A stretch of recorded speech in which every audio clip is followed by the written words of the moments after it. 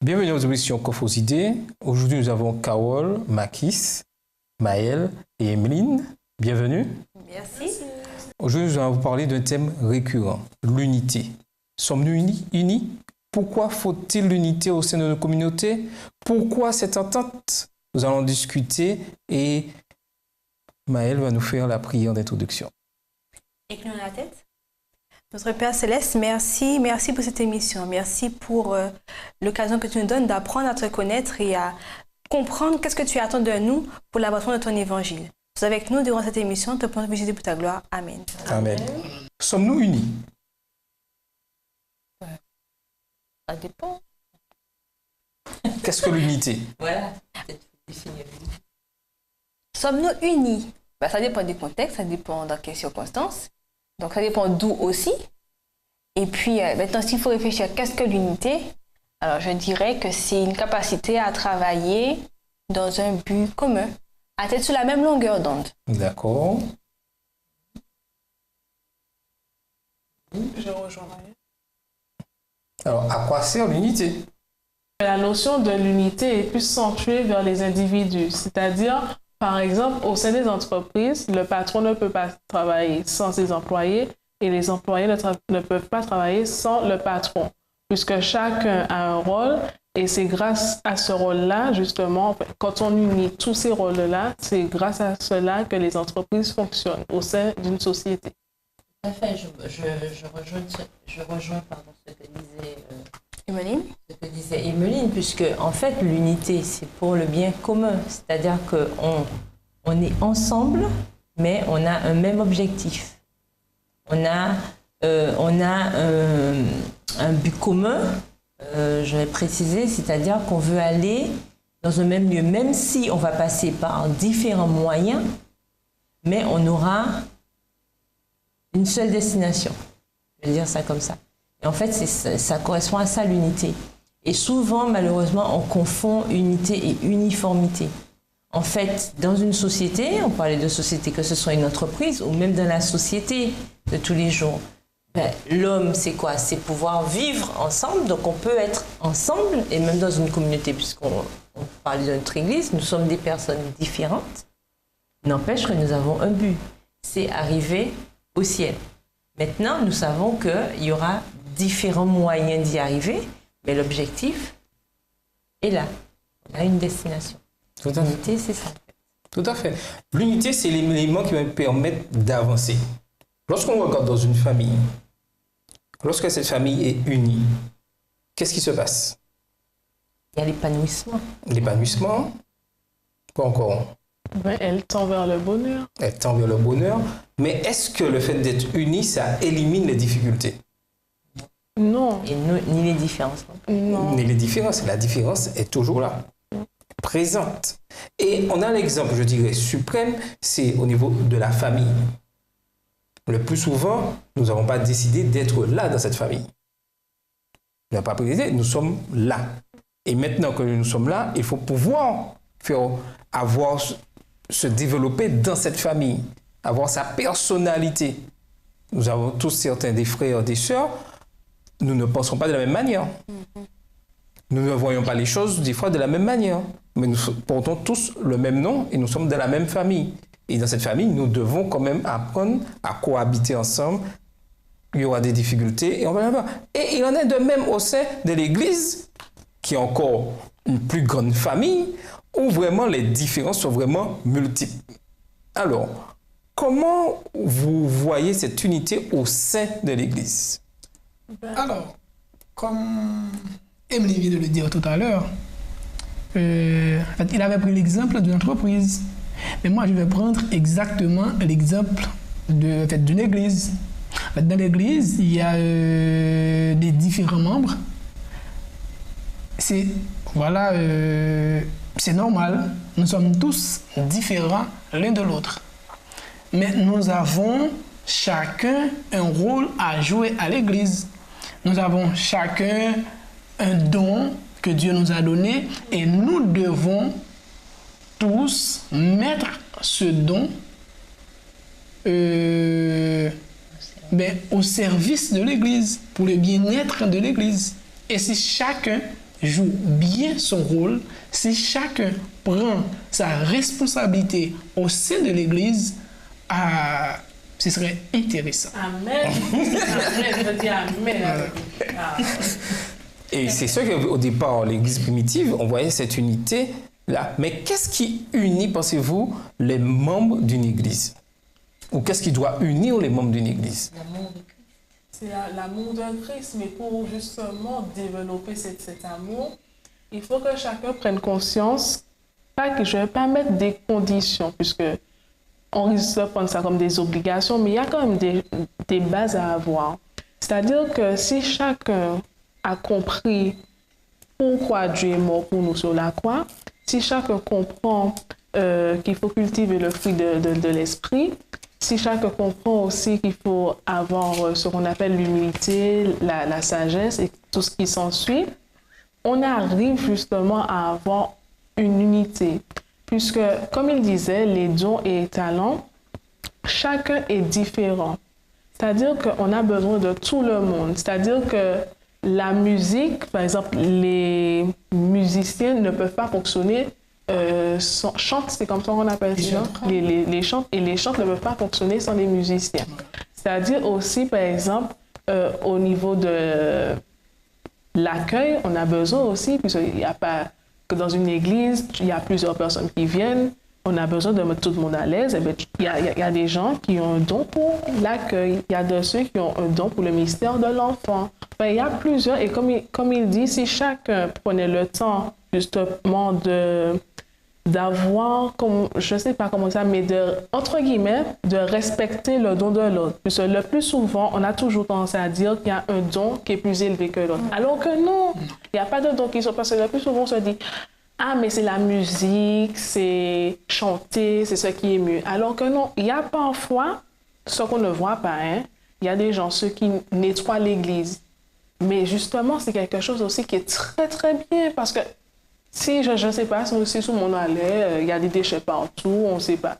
Non, eux aussi ont un rôle, puisqu'ils ont le rôle justement de la bonne organisation, c'est-à-dire la propreté de l'Église. Et ça, c'est important et on le met toujours en arrière. Ce qui fait qu'il y a des gens qui se sentent exclus et finalement, on entend certains frères et sœurs, ah non, il n'y a pas d'unité au sein de l'Église, moi je ne vois pas quelle unité qu'il y a. Et ça peut se comprendre, puisque quand on vient justement au sein d'une Église, il faut avoir le sentiment de se sentir à l'aise. Puisque durant la semaine, on passe par des épreuves, des fois au sein du travail, c'est pas ça.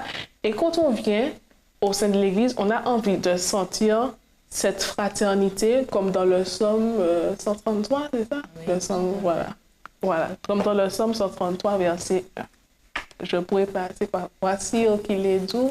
Non, on peut le lire rapidement. On peut le lire, oui. Voilà. Psaume 133, verset 1. Demeurons ensemble. Partager ce texte avec tout le monde. Psaume 133, verset 1. J'ai trouvé. Oui, vas-y. Voici, Psaume 133, verset 1. Voici, oh, qu'il est agréable, qu'il est doux pour des frères de demeurer ensemble.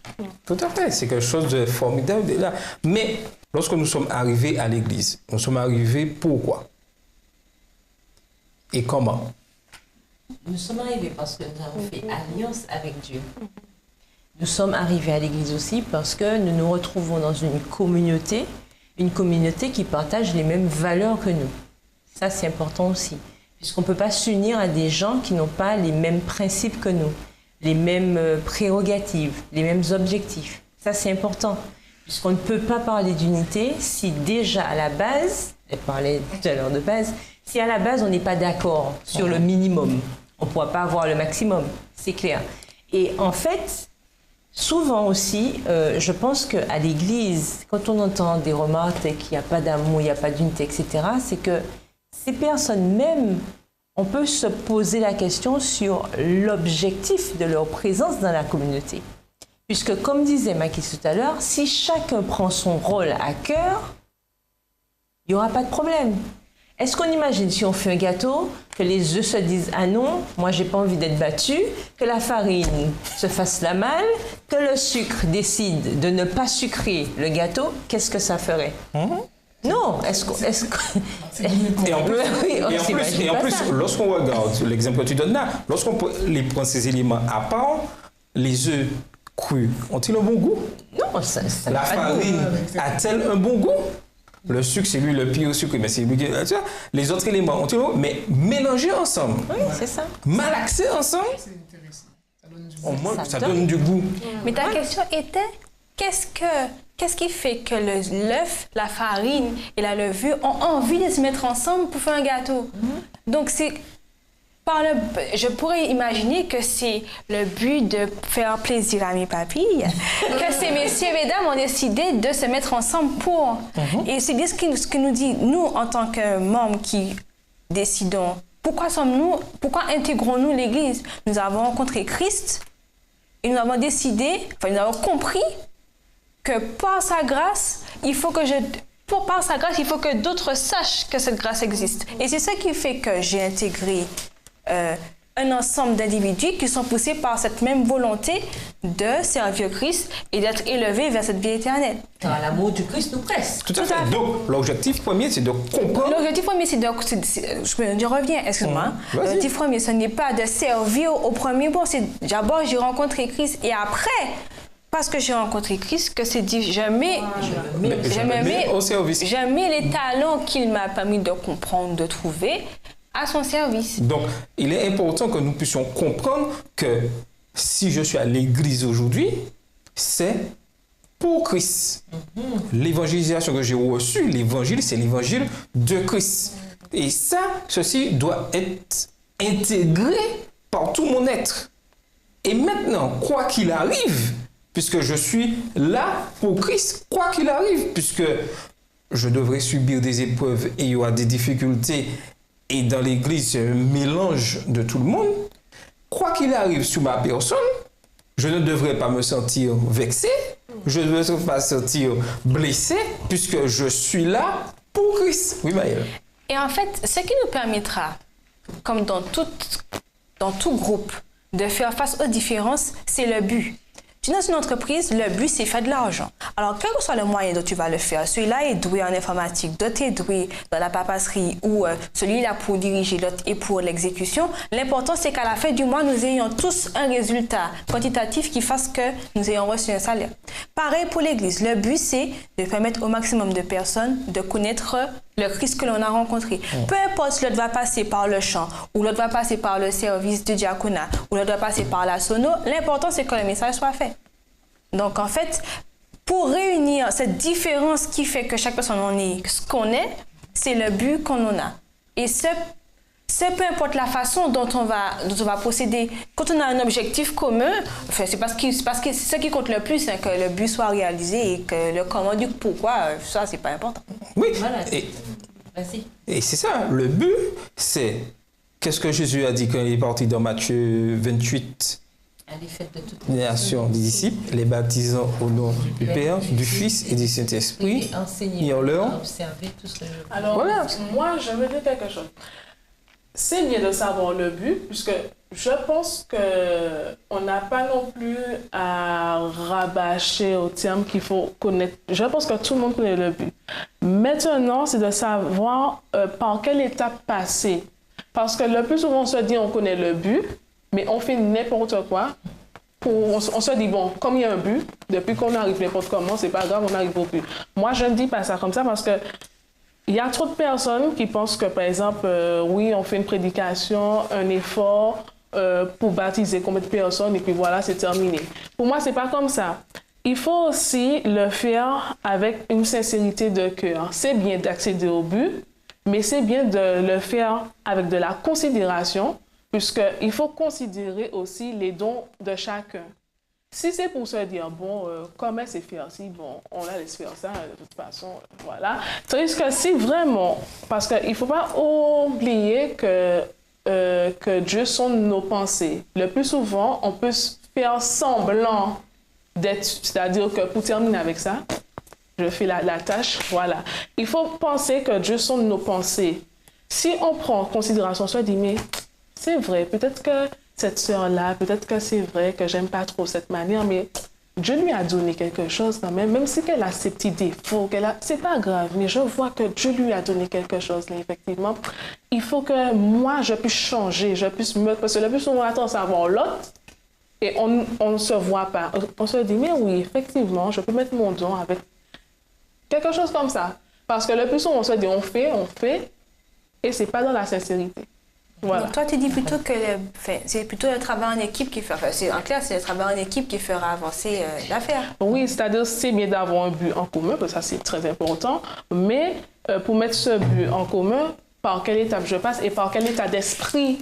Mais oui, mais ça, c'est très important. C'est un but commun, en fait. Hein. De toute façon, puisque comme on l'a vu cette semaine de la leçon, il y a eu ce problème-là avec Pierre-Paul qui ont eu cette confrontation avec d'autres juifs, d'accord, qui avaient justement, soi-disant, compris le message, mais qui au final, en fait, faisaient passer des petits messages, essayaient de diluer un petit peu l'essence même de l'évangile. Et c'est ça aussi, ça peut contribuer à mettre en difficulté, à mettre à mal l'unité. Voilà. Parce que quand on comprend mal les choses, souvent on aime semer la zizanie. Et quand on sème la zizanie, forcément, ça provoque un arrêt de la machine. Et ça, c'est embêtant. Et on se rend compte que surtout, dans ces circonstances-là, c'est le moi qui est caressé. Voilà. C'est le moi qui est mis en avant parce que j'ai envie de faire ça à tel moment où j'ai envie que ce soit comme ça, ce sera comme ça. Mais du coup, l'Église part un petit peu à volo pour la simple et bonne raison que l'unité n'y est pas. Oui. C'est-à-dire que l'unité est toujours là, mais l'unité n'est pas nourrie. Je vais dire ça comme ça. Pourquoi? Parce qu'il y a des gens qui veulent faire à leur manière. Tout à fait. Et on l'a vu cette semaine. Cette semaine. Vas-y. Et je dirais même aussi que, par exemple, je pense que vous entendez souvent, il y a certaines personnes qui disent qu'elles ne trouvent pas leur don. Et parfois, on entend ça, mais on ne prend pas cela en considération, c'est-à-dire qu'on laisse passer. Ça serait bien quand même qu'on puisse proposer à cette personne de prier avec elle. Parfois, c'est pas facile. Des fois, on peut se retrouver au sein d'une église et on voit que celui-là sait chanter, celui-là joue bien l'instrument, l'autre et tout. Et nous, parfois, on prie, parce que moi, c'était mon cas. Je prie, je me dis, c'est quoi mon don et tout.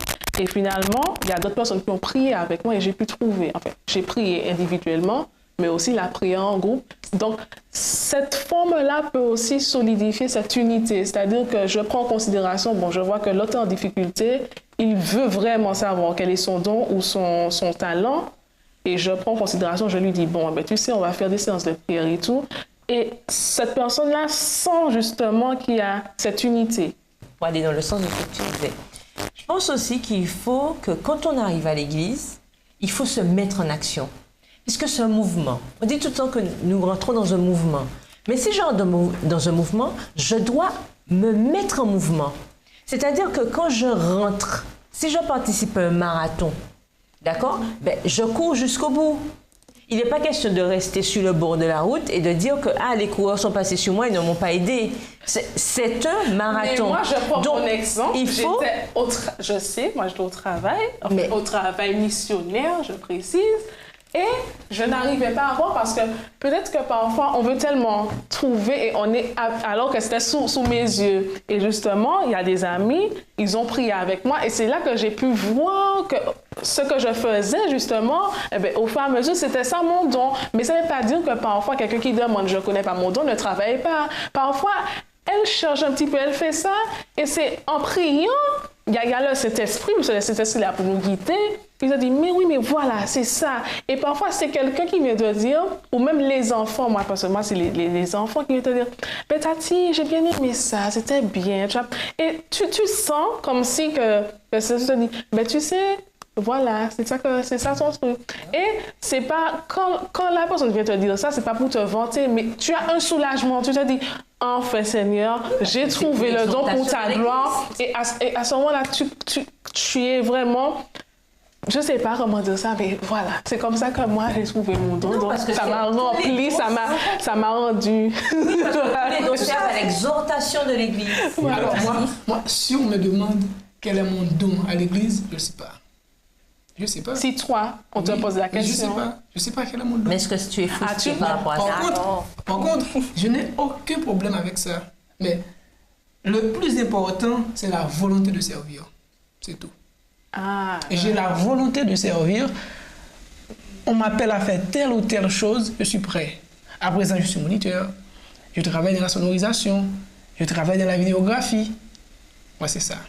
Et le plus important, c'est l'envie de servir. Je dois servir l'Église. Voilà. Et c'est ça le plus important. C'est est-ce que moi, je suis prêt à servir, être un membre actif au sein de l'Église. Oui. Et on le disait, je crois, le trimestre dernier, il est important que nous puissions comprendre que tu as besoin de chaque élément du corps. Chaque élément a sa fonction et a une mission à accomplir. Donc, je ne peux pas dire que je ne peux rien faire dans l'Église. Mais comme tu disais, dès que je suis prêt à servir, l'Esprit de Dieu va agir, va permettre que je trouve là où je serai utile. Mais il faut, en gros, nous ne devrions jamais utiliser le mot non pour servir le Seigneur. Voilà la chose. Et le plus souvent, nous disons non. Nous disons, je ne peux pas faire ci, je ne parle pas très bien, je ne peux pas faire... Et tous les prétextes sont bons. Tous les prétextes sont bons. Tandis que Dieu nous appelle et on doit y aller. Et c'est par l'expérience qu'on saura si vraiment on est adéquat. Mais il faut que nous puissions toujours répondre oui à l'appel de Dieu. Oui, Maëlle. Alors moi, est-ce que j'ai vraiment compris finalement qu'est-ce qui fait que notre Église sera unie? Parce que si on arrive à rassembler toutes nos réponses, c'est un peu de... Il faut que tout le monde soit au travail. Qu'est-ce qui fait finalement que l'on soit unis? Déjà, ce qui fait l'unité, c'est Jésus-Christ. Ensuite, l'Évangile. Et c'est là le problème aujourd'hui. Est-ce que je me remets en cause les doctrines qui sont dans la Bible? Donc, finalement, il faut que l'on ait un point commun. Oui, un point commun, c'est Jésus. Mais finalement, qu'on soit sur la même longueur d'onde, sur les mêmes choses, sur l'Évangile. Sur l'Évangile. C'est l'Évangile. Et c'est l'Évangile qui va nous unir dans cette parole et va nous permettre de fonctionner. Et un élément aussi important que, de la même manière, il ne faut pas que je dise non à l'appel, il ne faut pas non plus que j'empêche d'autres personnes de pouvoir travailler au sein de la communauté. Parce que je crée aussi la division. Et c'est ça. Et lorsqu'on remonte au temps, puisqu'on est dans le livre de Galates, qu'est-ce qui se passait? Pour un petit détail. Le détail était la circoncision. C'était pas un détail pour eux, c'était une affaire détail. Oui, une affaire détail. C'est vrai. C'est comme nous avec le sabbat lunaire, le sabbat normal. C'est une affaire détail. Parfois, on cherche trop la petite bête. Et c'est la petite bête qui fait que ça attends, mais il faut les comprendre aussi. Oui. Parce que lorsqu'on remonte... Tu as question aussi petite, t'as bien souffert le marché. Non, mais attends, mais regarde, lorsqu'on regarde l'histoire, on remonte au temps d'Abraham, c'est Dieu qui avait créé cette alliance. Et qui avait demandé à Abraham d'accomplir ce geste de la circoncision. Mais qu'est-ce qui s'est passé? C'est qu'au fur et à mesure, la circoncision, au lieu d'être un symbole d'alliance, était devenue un symbole de salut. Mais est-ce que c'était ce que tu avais demandé? C'est pas ce qu'il m'a demandé. Aujourd'hui, pareil pour nous. Et il faut que nous fassions attention. Est-ce que nos doctrines, nous ne prenons pas nos doctrines pour dire que ça amène au salut? Disons, l'exemple de base, la doctrine sur le sabbat. OK, mais oui. Mais est-ce que je ne peux pas des fois, à force d'entrer, je dirais, dans la routine, dire que, parce que j'observe le sabbat, je serai sauvé. Et non. Est-ce que vous voyez ce que je veux dire? Ouais. En fait, c'est être, comment on appelle ça, du légalisme. Voilà le danger. Être légaliste. Tout à fait. En fait. Parce que le souci des fois, c'est que souvent, on cherche des béquilles. On cherche des béquilles, en fait, à notre relation avec Dieu. Or, lorsqu'on rencontre Christ, on n'a pas besoin de béquilles. Il se suffit à lui-même. Tout à fait. Et il nous suffit. La chose à savoir, c'est que nous devons, par amour pour lui, agir. Et pour revenir, on parlait des dons tout à l'heure, est-ce que mon objectif vraiment, c'est de savoir mon don? Non. Mon objectif, je suis tout à fait d'accord avec Makis, c'est de me mettre au travail. Et à travers mon travail, j'aurai cette révélation. Je n'ai pas besoin d'attraper des urticaires, d'accord, de me focaliser. Je n'ai pas de don. C'est quoi mon don? Je n'ai pas besoin de devenir folle alliée ou fou allié parce que je sais pas c'est quoi mon dos. C'est pas ça l'objectif. Est-ce que c'est ce que Dieu me demande? Non. Il me demande d'agir, d'être au service. Donc, quel que soit ce qu'on me demande, présenter une prière, faire la bienvenue, quel que soit ce qu'on me demande, je suis au service, point barre. Après, je ne dois pas... Le fait que je n'ai pas encore trouvé mon don ne doit pas devenir pour moi une quête. C'est pas le grand Graal, quoi. Et le fait de chercher ça risque de créer des fois la cacophonie parce que je deviens frustré pour l'œuvre de Dieu. Mais il y a un élément aussi, lorsqu'on regarde regarde Paul, au niveau, quand il parle au niveau de Galates 2, les versets 11 à 14, un mot fort. Alors, prenons rapidement, lisons, bien qu'on arrive déjà à la fin, mais lisons rapidement Galates 2, les versets 11 à 14. Et ça, c'est très important aujourd'hui. Galates 2, les versets 11 à 14. Sur le comportement que Paul a eu par rapport avec Pierre. J'ai trouvé. Oui. Alors, Galates 2, versets 11 à 14. Si tu veux lire, ça va? C'est vrai. Je ne sais pas si tu veux lire. Je vais lire. Galates 2, verset 11 à 14. Je vais lire. Mais lorsque Cephas vint à Antioche, je lui résistai en face parce qu'il était répréhensible. En effet, avant l'arrivée de quelques personnes envoyées par Jacques, il mangeait avec les païens. Et quand elles furent venues, il s'esquiva et se tait à l'écart par crainte des circoncis. Avec lui, les autres Juifs usèrent aussi de dissimulation, en sorte que Barnabas même fut entraîné par leur hypocrisie. Voyant qu'il ne marchait pas droit, selon la vérité de l'Évangile, je dis à Cephas, en présence de tous, si toi qui es juif, tu vis à la manière des païens et non à la manière des Juifs, pourquoi forces-tu les païens à judaïser? Mais tout à fait. Ce qui est fort. Et nous allons essayer de rapidement rapprocher ça à notre époque aujourd'hui. Là, le terme hypocrisie, Pierre et Paul insistent dessus, que c'est quelque chose qui ne devrait pas exister. Mais notre nature est tellement, je dirais, nature humaine avec le péché charnel, que nous jouons souvent à l'hypocrite. Il faut le dire. Et là, on voit un dirigeant, Paul, qui reprend Pierre, c'est pas n'importe qui. Et il reprend Pierre lui disant, ce que tu fais n'est pas bon. Mais Paul le fait sous quelle autorité? Est-ce qu'il le fait sous son autorité? Sous l'autorité de l'Évangile. C'est juste pour nous dire que nous pouvons avoir affaire devant nous à des dirigeants d'église, à des pasteurs, lorsqu'ils sont en désaccord avec la parole de Dieu, nous devons leur dire que vous êtes en désaccord avec la parole de Dieu. Cautionner un dirigeant, cautionner un pasteur dans l'erreur, c'est jouer à l'hypocrite. Mais ça c'est vraiment un défi, comme je dis. Comme moi je dis, c'est un défi à relever parce que beaucoup de personnes n'arrivent pas à réceptionner, à recevoir la vérité. Et le plus souvent, cette personne va se baser sur ça pour dire « Ah oui, elle m'a dit ça et tout ». Et quelqu'un va venir te dire « Eh bien oui, c'est toi qui divises, etc. » En fait, des choses bêtes, c'est-à-dire que si nous tous, on était vraiment basés sur la parole de Dieu, il y a beaucoup de choses qu'on n'accepterait pas au sein de l'Église.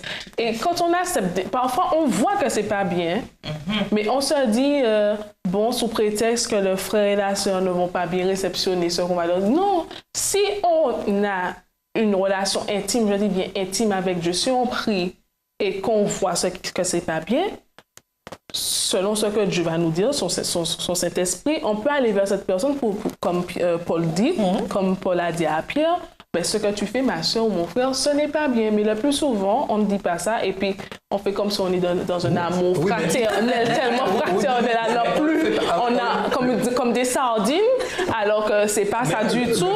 On est comme des requins à monter derrière et tout, et puis ça après. Donc, non, franchement, moi je le dis souvent, pour vraiment atteindre cette unité, il faut avoir la base. comprendre qu'est-ce que... Parce qu'on se dit souvent, oui, je sais que Dieu est mort pour moi, que son sang a coulé sur la croix, etc. Mais on n'a pas encore compris ce que c'est réellement, qu'est-ce que c'est l'amour de Dieu. Parfois, on le limite tellement que ce qui découle, c'est on met toujours des principes de façon rigide et tout, alors qu'on n'a pas... Moi, je pense que certaines personnes n'ont pas encore compris réellement ce qu'est l'amour de Dieu. Parce que si on avait compris vraiment ce qu'est l'amour de Dieu, on n'aurait pas autant de divisions. Oui, je suis d'accord. Attends, mais avant... Lorsqu'on regarde le comportement de Pierre, lorsque Paul le reprit, est-ce que Pierre s'est révolté contre Paul, disant « Ah, ce que tu dis, c'est... Il a écouté Paul, il a reconnu. Le plus souvent aussi, lorsqu'on nous fait une remarque qui va à l'encontre de nos habitudes et qu'on sait qu'il va à l'encontre de la parole de Dieu, nous nous révoltons, nous faisons tout pour éliminer l'autre parce que... Tout ça. Mais nous devons avoir une attitude humble pour recevoir les réprimandes. Parce que nous ne sommes pas parfaits. Nul n'est parfait. Et lorsqu'on reçoit une remarque, il faut que nous puissions accepter, mais toujours qui va dans la direction de l'évangile. Oui, Carole. Oui, alors ce que je voulais ajouter aussi, c'est que souvent, ce qui pose problème à cette unité, puisque nous sommes sur ce thème en général, c'est aussi cette personnalisation que nous voulons faire souvent de l'évangile. On veut personnaliser Dieu aussi et dire, ok, c'est mon Dieu, oui, mais ça reste Dieu. C'est mon Dieu, mais ça reste Dieu. Et l'évangile est universel. L'évangile, c'est une vérité qui ne change pas, elle est immuable. On ne peut pas la personnaliser. On ne peut pas dire souvent, ah, c'est ma relation avec Dieu, c'est ceci avec Dieu. C'est pas ça. Puisqu'il ne faut pas oublier que si on veut avoir cette unité, il n'y a pas histoire de c'est ma relation. D'accord ? C'est qu'est-ce que Dieu me demande de faire. Et qu'une fois, je termine, et une fois que j'ai répondu à cette question, mais dont les réponses sont claires, hein, les réponses se trouvent où? Dans la parole de Dieu. Une fois que j'ai les réponses et les bonnes, parce qu'il ne faut pas que je personnalise non plus les réponses. Tout à fait. Mais souvent, c'est notre défaut. Je te dis, Gabriel, tu vas continuer. Aussi, par ce fait, le fait de dire ma relation avec Dieu, il doit avoir le comportement qui suit. Comment puis-je dire je suis en relation avec Dieu et que mon comportement va à l'encontre de ce que la parole de Dieu dit? Oui. Ce n'est pas possible. C'est illogique. Et c'est une sorte d'hypocrisie aussi. Je suis hypocrite vis-à-vis de Dieu, vis-à-vis de moi-même, parce que je dis oui, je suis en relation avec Dieu, je prie chaque jour, je suis en relation avec Dieu, et à côté, je mène ma petite vie, tout ça, je dis n'importe quoi, je dis des bêtises aux personnes, je maltraite les autres, tout ça. Je suis un hypocrite. Et la parole de Dieu est claire et nette dessus. Et c'est pourquoi qu'on a Galates 5, verset 22, justement, qui est le fruit de l'esprit, l'amour, la joie, la patience, la bonté. Et justement, si chacun... Parce qu'en fait, quand on dit cultiver le fruit de l'esprit, c'est pas arracher, le mettre là et de... C'est vraiment, quand tu cultives une plante, c'est de la voir... En fait, tu la vois grandir. Hein. Et en fait, quand on cultive le fruit de l'esprit, c'est pas du jour au lendemain. Mais on doit voir... Le changement. Parce qu'il y a des gens qui te disent, oui, je prie pour changer, depuis des années, mon prié pour changer, ou pas qu'à ouais. Bref, non, c'est toujours ça que je dois prendre en créole. Tu vois, en fait, c'est-à-dire qu'il y a pas... Parfois, on dit des choses vaines, mais on ne le pense pas. Parce que quand tu cultives quelque chose, tu prends soin de cette chose-là. Et quand on prend soin de justement, même si comme on dit, on ne peut pas être parfait, mais on doit avoir ce changement. Et franchement, si chaque individu de l'Église, du bébé jusqu'à la personne âgée, franchement, il y aurait eu une unité, mais extraordinaire. Une chose importante. L'évolution aussi de la mission. Oui, alors, Mathis. Le plus grand problème de la prédication de l'évangile, c'est notre comportement. C'est que souvent, nous disons ci et nous faisons ça. C'est ça le problème. Ce que nous disons, nous faisons le contraire. Ça, c'est un grand problème. Mais il y a une chose qui est certaine. C'est que notre Dieu, il peut tout faire. Alors, comme vient de dire Emeline, la perfection. Alors, il y a des gens qui disent toujours que nous ne pouvons pas arriver à cette perfection. Moi, je ne le dis pas. En fait, la perfection, ça doit être l'objectif de tous les chrétiens, d'arriver à la perfection. Parce que notre exemple, c'est Jésus. C'est Jésus notre exemple. C'est Jésus que nous devons suivre. Nous devons toujours chercher à projeter l'image de Jésus. Et puis, c'est pas je suis arrivé quelque part, ben je vais dire je suis chrétien, je suis adventiste du 7e jour, je dois me prouver en tant que chrétien. À travers mes comportements, à travers mes paroles, à travers mes actions, je dois prouver que je suis un chrétien. Et je vais même plus loin. Le plus souvent, lorsqu'il y a des divisions dans l'Église, c'est que l'évangélisation est mise de côté. C'est que la Bible est mise de côté. La Bible est mise de côté. L'Église n'est pas une Église inactive, c'est-à-dire qui ne prend pas à cœur sa mission, ne progresse pas, entre dans des conflits interminables. Une Église qui est en activité, se concentre à la mission, ça ne veut pas dire qu'il n'y a pas de difficulté, ça ne veut pas dire qu'il y a des choses... Mais le fait que nous soyons concentrés sur la mission qui est l'Évangile, je n'ai pas le temps de voir si il est comme si je suis concentré dans le don que j'ai pour faire avancer vite, tout ça. Et le problème des divisions commence à régner lorsque des clans se mettent en place dans l'église. Une partie dit un tel mettre de côté, il ne faut pas fonctionner, tout ça. Mais nous sommes différents et nous sommes appelés à travailler ensemble. Ce n'est pas parce que je fais une remarque sur une critique, comme Paul l'a fait à Céphas, que ça veut dire que Paul était fâché avec Céphas, avec quelque chose contre Céphas. Paul avait quelque chose contre son comportement. Voilà. Mais contre Céphas, il s'entendait bien. On se disait bonjour, il n'y a pas de souci. Il fallait que Pierre soit suffisamment équilibré pour savoir que l'autre membre, que Paul n'avait rien contre sa personne. C'est ça. Lorsqu'on soit une remarque, c'est contre nous. La personne a quelque chose contre moi, alors que c'est mes actions. Donc, il est important que nous soyons, avec l'aide du Saint-Esprit, assez intelligents pour comprendre que l'unité se fait dans l'Évangile. Et ça, c'est très important. Et nous allons rapidement conclure. Oui, vas-y. Oui, non, je voulais juste dire qu'il est très important de se rappeler que, parce qu'on disait au début, qu'est-ce qui nous unit en fait? Ce qui nous unit, c'est la parole de Dieu. Et dès qu'on commence à avoir des dissensions, c'est sur la parole de Dieu. Dès qu'on voit des gens commencer, je parlais de personnalisation, dès qu'on commence à faire des selfies, je vais dire ça comme ça pour être moderne, dès qu'on commence à faire des selfies avec la parole de Dieu, on est en bêtise, comme on dit. On a des problèmes. Pourquoi? Parce que on commence par effriter la base. Et quand la base est blessée, rien ne va plus. Quand je commence à faire ma volonté, quand je commence à faire comme je veux, quand je commence à réagir par rapport à ce que j'ai ressenti, mon ressenti, ce que je crois, ça ne va pas. Tandis que quand on met la parole de Dieu en exergue, il n'y a pas de souci. Par exemple, je vais prendre un exemple simple. Quand on a un problème avec quelqu'un, la parole de Dieu nous dit quoi? Va vers ton frère et reprends-le. Si tu as réussi, tu as sauvé ton frère. Va vers ton frère. Mais qu'est-ce qui se passe souvent? J'ai un problème avec Maëlle. Au lieu que j'aille voir Maëlle, j'ai déjà vu Makis. Makis même a déjà été raconté l'affaire à Emeline à sa manière. Emeline même a déjà commencé à être tellement offusquée qu'elle est déjà remontée. Mais entre-temps, Maëlle ne sait rien. Et quand tu viens me voir, responsable de l'église, je vais aller voir Maëlle. Sur mes grands chevaux.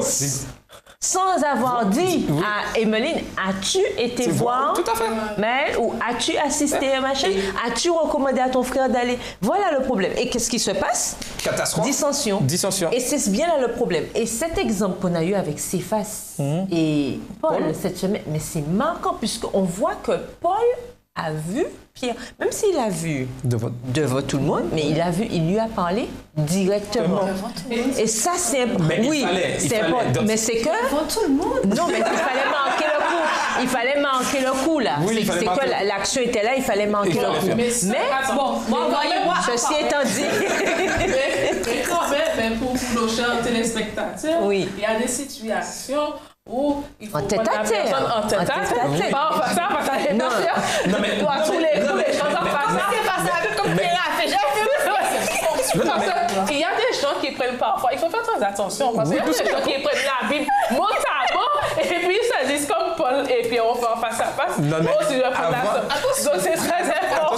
Attention, Ça dépend. Il y a différentes situations. Non, c'est pas une seule non, mais Carole le dit. Même face à face. Voilà, telle ou telle chose que tu fais, Mais- c'est pas bon. Même d'après la Bible. Oui, mais c'est ce que je veux dire. Mais beaucoup de problèmes, je dirais 95% des problèmes au sein de la communauté auraient pu être mis de côté si on avait respecté ce que dit la parole de Dieu. Tu as un problème, va voir ton frère, lui dire les choses. Et le plus souvent, c'est que nous voulons adapter les choses à notre manière. Et c'est ça, l'évangile, la Bible, il faut que nous puissions vivre l'évangile comme Christ le demande. Et le fait d'être unis comme Christ le demande et vivre l'évangile, l'unité régnera. Voilà. Mais ça ne veut pas dire que nous serons, il n'y a pas de différence. Mais l'unité n'annule pas les différences, n'annule pas la culture, n'annule pas certaines, je dirais, traditions culturelles. Mais lorsque j'ai mis Christ dans ce que je fais, au centre, l'unité est là. Oui. La question est, lorsqu'il n'y a pas d'unité, ça veut dire que Christ n'est pas là. Cherchons à voir Christ dans nos vies et au sein de nos communautés et l'unité régnera. C'était votre émission Coffre aux idées.